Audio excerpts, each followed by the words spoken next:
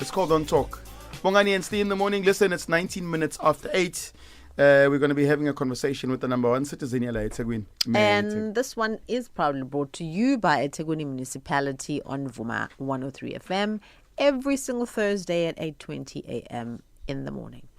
Good morning, May. Good morning, Puti. Kunjani? Siyaphila njani? No, kuyezwakala ku-clear. No, it's very, very clear, Mayor. Sibonga kakhulu. Sharp.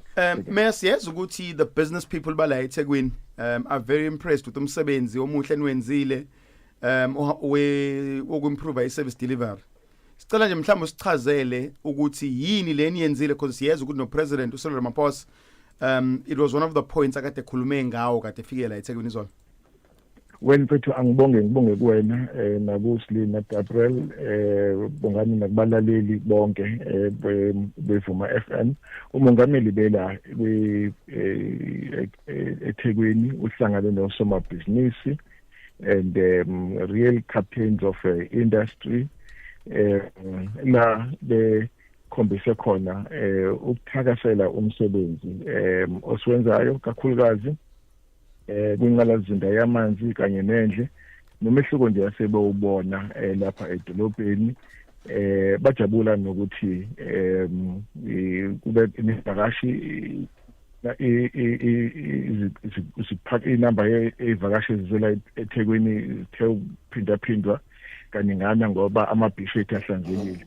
And lokho sikubonga kakhulu. Bakhuluma futhi nangokuthi lezi indawo eziningi ezazikhahlanyiswa zikhukhula seziyaqala manje ukubonakala zilunga kanjalo nendawo umlazi Canal ebekade inkinga sizamela ukuthi ilungisa lapha kweprospecting kodwa bashilo ukuthi kusekhona ezinye indawana exciting ukuthi sizilungise.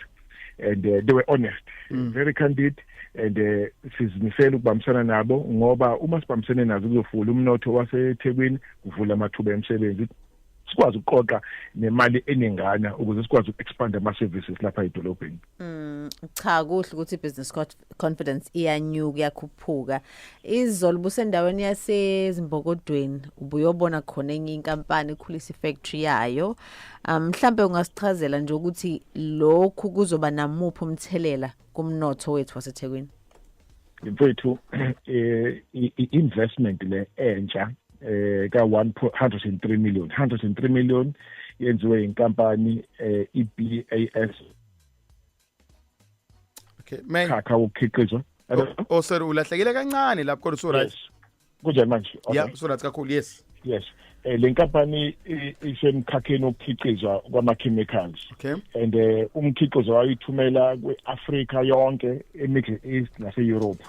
Manje ke bafuna ukwandisa ke umkhiqizo wabo kuzodeleka amathuba emisebenzi lapha edolobheni. Ungijabulisile ke ukuthi ke ngibe nabo and lapha edolobheni. Khombisa ke ukuthi idolobha lethu is open for business and i-confidence kweThekwini ikhuphukile kubatshali bezimali. So it's 22 minutes after 8. We are right in the middle of ezaseThekwini, which is brought to you by uMasipala weTheku, and we've got May uCyril Xaba on the line. May so besenza iphutha uma singakubuza ukuthi umsebenzi wokulungisa lela pipe elikhulu lelamanzi eliphakela indawo ezise south lihamba kanjani? Ngiyakhumbula usitshela ukuthi niyaqala ukuthi niyalungisa.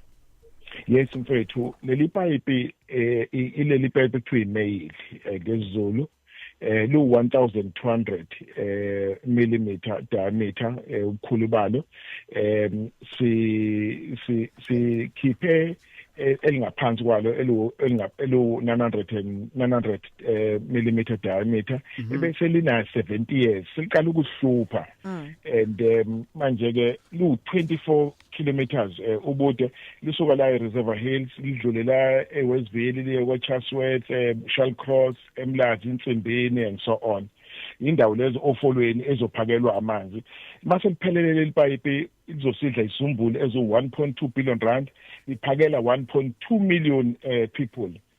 Imizamo ke yokuqinisekisa abantu eThekwini bawathola amanzi okwamanje amanzi ayamfipha kwezinye indawo kodwa ngale ngokufaka ingqalazinda entsha silungisa sinethemba lokuthi leso simo leso silungiseka. Siyabonga kakhulu Meya, kuyasijabulisa ukuzwa indaba ezimnandi nje zinqubekela phambili nokubona ukuthi hayi Siyathuthuka ngempela siyitheku. Sibonga kakhulu kuwena. Ngibonga nani ngibambisana nabalaleli bevuma FM. May I counter down mhla 28 si on kuyagijima. I think ngafethu. Utrain lapha sifuna umuntu ozoslow down. Thank you so much. Sharp May.